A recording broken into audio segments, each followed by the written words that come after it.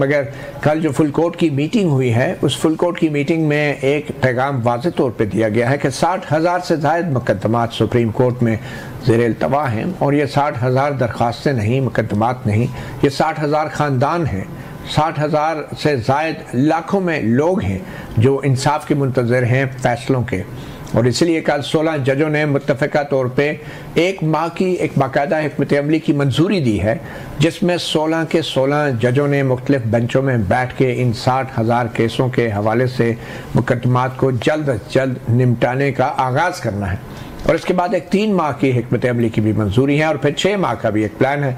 और यह सब प्लान किसी और ने नहीं, सुप्रीम कोर्ट के सीनियर तरीन जज जस्टिस मंसूर अली शाह का दिया गया है।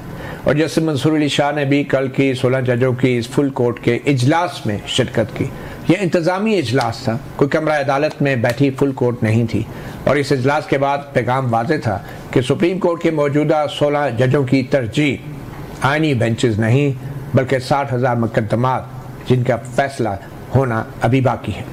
तो ये पैगाम भी अपनी जगह, मगर फिर आज की सबसे अहम खबर सुप्रीम कोर्ट बार एसोसिएशन के इंतखाबात भी हैं।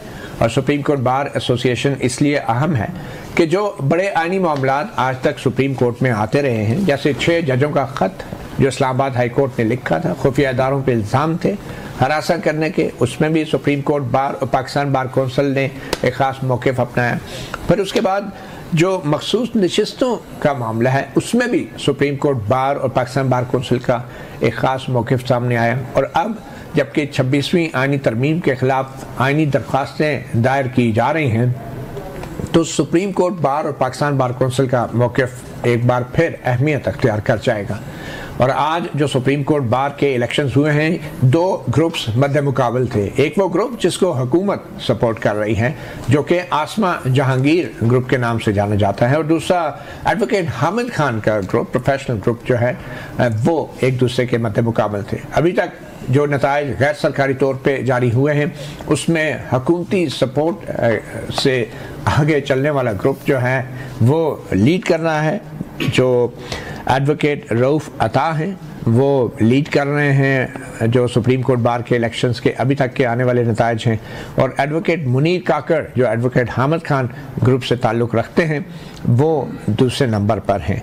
तो ये कितना अहम होगा कि सुप्रीम कोर्ट बार की इलेक्शन आने वाले वक्तों में किस तरीके से जो बैलेंस ऑफ पावर है वफाकी दारुल हुकूमत में, उसको मुतासर कर सकते हैं। इन तमाम मामलात के ऊपर बात करने के लिए आज हमारे बहुत ही ख़ास 3 मेहमान हैं हमारे साथ मौजूद हैं इस्लामाबाद स्टूडियोज़ में।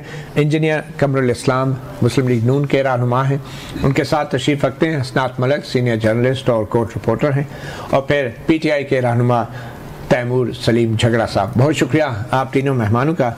सबसे पहले तो हसनात मलिक, थोड़ी सी सूरत हाल का आपके ज़रिए ही जायज़ा लेते हैं। Pakistan supreme court bar association के जो इलेक्शंस हैं, इसमें इसके जो नताइज हैं, आपको अभी तक की क्या सूरत हाल है, और फिर कैसे ये नताइज जो है आने वाले वक्तों में वफाकी दारुल हुकूमत में ताकत के तवाज़ुन पे असरअंदाज हो सकते हैं? देखिए, हुकूमत को अगर देखा जाए तो आज एक रिलीफ भी मिला है कि सुप्रीम कोर्ट बार का इलेक्शन, ये इलेक्शन बिल्कुल 26वीं आईनी तरमीम के बाद आ गया। और 8 फरवरी के इलेक्शन के बाद ये बड़ा इलेक्शन था वकला की बॉडी में, और ये देखना था कि जी 26वीं आईनी तरमीम पे कोई रिएक्शन आएगा। और जो माहौल है, क्योंकि जो एक ग्रुप है इंडिपेंडेंट ग्रुप जो आज जिसने विक्ट्री ली है, ये हमेशा हुकूमत की पॉलिसीज़ को सपोर्ट करता रहा है। और इसी तरह अगर आप देखें तो ये 26वीं आईनी तरमीम को भी इन्होंने सपोर्ट की। इन्होंने तो बल्कि फेडरल कॉन्स्टिट्यूशन कोर्ट को प्रपोज किया कि जी ये होनी चाहिए, 68 साल एज होनी चाहिए। दूसरी तरफ प्रोफेशनल ग्रुप जिसने मुखालफत की और उनके मुख्तलिफ रिप्रेजेंटेटिव्स प्रोविंशियल बार कौंसिल के, वो रुजू कर रहे हैं सुप्रीम कोर्ट से, चैलेंज कर रहे हैं। तो इन हालात में इंडिपेंडेंट ग्रुप के जो सदारती उम्मीदवार का जीतना वो ये है कि अब जजेस जो मेरा ख्याल है कि अगर उनके जहन में हो कि जी अब सुप्रीम कोर्ट बार और पाकिस्तान बार कौंसिल की तरफ से अगर कोई पिटीशन आती तो वो तो पिटीशन नहीं आएंगी, वो हुकूमत को सपोर्ट करेंगी, 26वीं आईनी तरमीम को सपोर्ट करेंगी। वहाँ फारूक नाइक बैठे हैं और ये रऊफ़ अता साहब बेसिकली इनका तल्लक बलूचिस्तान से, लेकिन JUIF से इनका तल्लक है। कामरान मुर्तज़ा साहब के ये जूनियर हैं।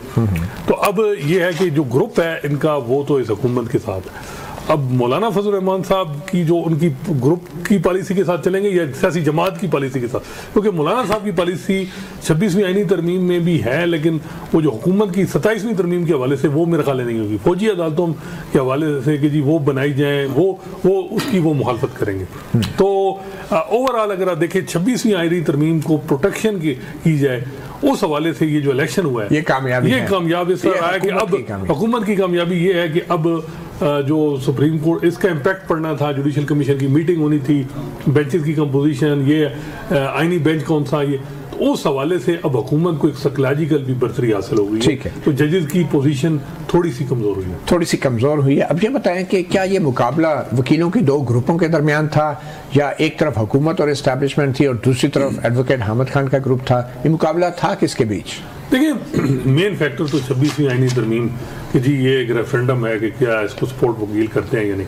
अच्छा, मजे की बात है जो सेक्रेटरी हैं सुप्रीम कोर्ट बार के, वो दूसरे ग्रुप के जीत रहे हैं। वो Mahmood Akhtar Shah Siddiqui, former supreme court जज, उनके बेटे हैं। तो ये सेक्रेटरी दूसरे ग्रुप से हैं, प्रेसिडेंट ये हैं जीते हैं, लेकिन प्रेसिडेंट ज्यादा आपने देखा कि सुप्रीम कोर्ट लेकिन इसमें इशू क्या था? इशू देखिए, एक तो ये है कि किस बेस पे वकीलों ने वोट दिए। देखिए, जो इंडिपेंडेंट ग्रुप है ना, वो हमेशा बिलीव करते हैं जी कि हम वेलफेयर वकला की, यहाँ वकला का हॉस्टल बनाया, वो तकरीबन 1 अरब के करीब उस पर खर्चा आया।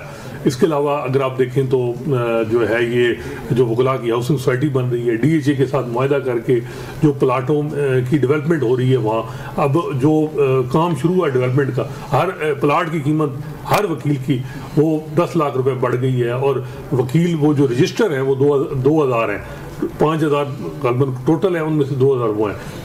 और इसके अलावा एनरोलमेंट कमेटी में इंडिपेंडेंट ग्रुप के 2 लोग होते हैं। तो हर लिहाज से उन्होंने एक ग्रुप जो वकला पॉलिटिक्स में वो उनकी गिरफ्त है। दूसरा उनको जो एडवांटेज है कि जी सियासी जमातें, चाहे पीपल्स पार्टी की लीगल विंग हो, नून लीग का लीगल विंग हो, JUIF की हो, ANP की हो, ये सारे इंडिपेंडेंट ग्रुप को। और दूसरी तरफ सिर्फ PTI का जो लीगल विंग है वो प्रोफेशनल ग्रुप के साथ वो हमेशा सपोर्ट करता है। और सपोर्ट इस दफा देखा होगा कि खैबर पख्तूनख्वा जहाँ उनकी हुकूमत है PTI की, वहाँ भी वो अपना कैंडिडेट जो है उनकी लीगल विंग नहीं जितवा सकती।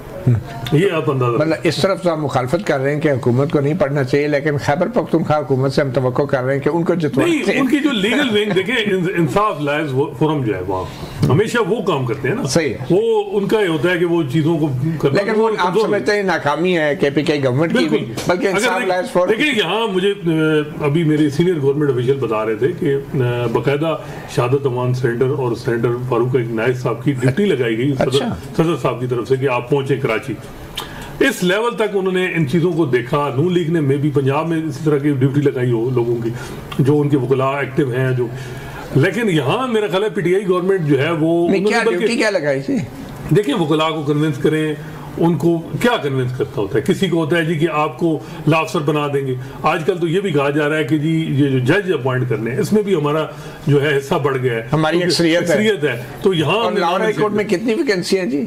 लाहौर हाई कोर्ट में 24 हैं और सुप्रीम कोर्ट, और ये गाजर की तरह पिछले कई साल से लटक रही है। इसमें है, अब देखिए ट्रिब्यूनल है, दूसरे लॉ अफसर तकरीबन 150 के करीब जो है वो लॉ अफसर पंजाब में।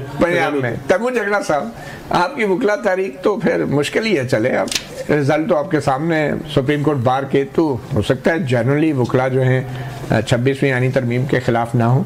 ये रिजल्ट क्या बता रहे हैं आप? देखिए, मुझे ऑब्वियसली वकला की पॉलिटिक्स की लिमिटेड ही जो है वो समझ है या फॉलोइंग है, और रिजल्ट्स आ रहे हैं, लेकिन 3-4 बातें मैं कहूँगा जो मैं इंफॉर्मेशन कलेक्ट कर चुका हूँ। पहली चीज़, अगर मेरी अंडरस्टैंडिंग ये है कि प्रेसिडेंट की पोजीशन पे ये इंडिपेंडेंट ग्रुप जीत रहा है, और सेक्रेटरी की पोजीशन पे जो है वो हामिद खान साहब का।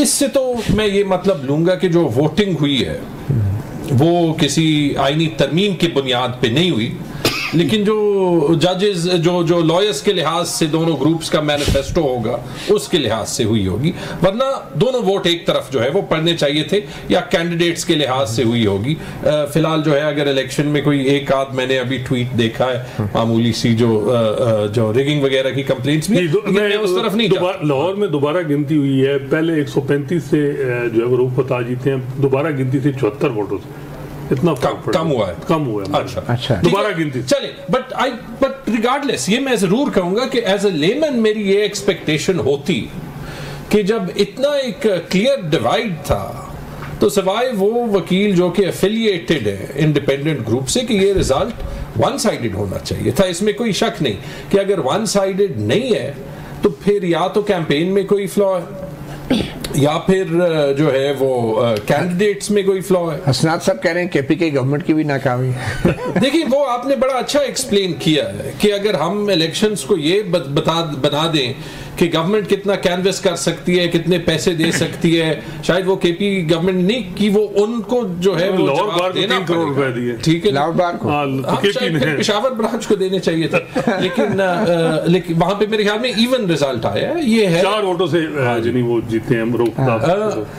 लेकिन दो चीजें फिर मैंने सुनी है, क्योंकि आजकल कोर्ट्स काफी जाना पड़ता है, तो जो वकला रिप्रेजेंट कर रहे हैं उन्होंने ये प्लॉट्स की बात की कि मैनिफेस्टो बड़ा क्लियर था। देखें तो अगर एक साइड जो है वो इतना डिबेस कर रही है, मेरी तो 2 कंक्लूजन्स है इस सब से। पहली कंक्लूजन तो ये कि अगर वाकई इस इंडिपेंडेंट ग्रुप का ओवरऑल स्टांस ये है कि जुडिशियल इंडिपेंडेंस और जो कॉन्स्टिट्यूशन में फंडामेंटल राइट्स हैं वो मुतासिर हो, तो फिर मैं कम से कम जो आसमा जहांगीर की साहबजादी हैं मुनीज़े जहांगीर से मैं रिक्वेस्ट करूंगा कि इनकी जो सपोज्ड एफिलिएशन पब्लिक में होती है आसमा जहांगीर से वो अभी डिस्कनेक्ट करनी चाहिए, क्योंकि माजरत के साथ आपको आसमा जहांगीर से इख्तलाफ हो या ना हो, these were not the values that she stood for.